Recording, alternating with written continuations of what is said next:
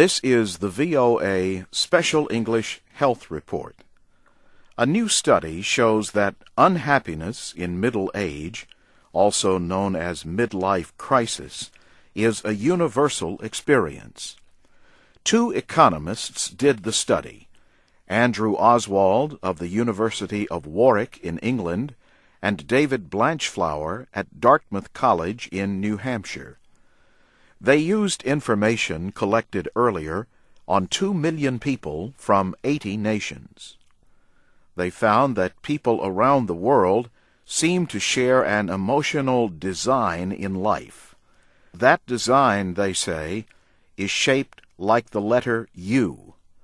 Levels of happiness are highest when people are young and when they are old.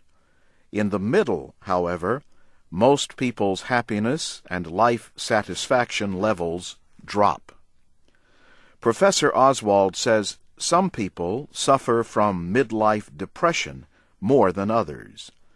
But he says it happens to men and women, to single and married people, to rich and poor, and to those with and without children.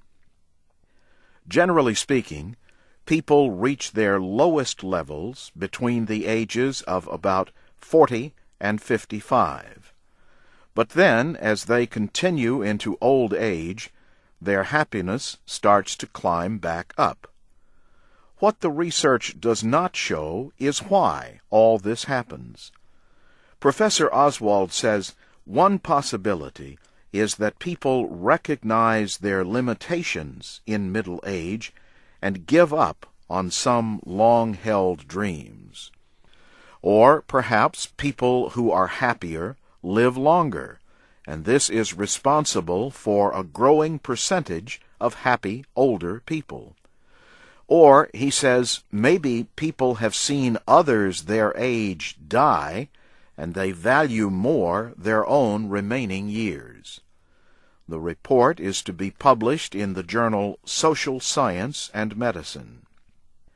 Last December, government researchers reported a big increase in suicides among middle-aged people in the United States. They looked at injury-related death rates by age group from 1999 to 2004. They found that suicide increased almost 20% among people ages 45 to 54. No one is sure why. By comparison, rates generally fell for those 65 and older. And for people 20 to 29, the suicide rate was nearly unchanged. The report from the Centers for Disease Control and Prevention noted that the findings are subject to some limitations. For example, accidental drug poisonings might sometimes be mistaken for suicides. Overall, suicides in the United States increased 4% from 1999 to 2004. That year, 32,400 people took their own lives. And that's the VOA Special English Health Report, written by Katie Weaver. I'm Jim Tedder.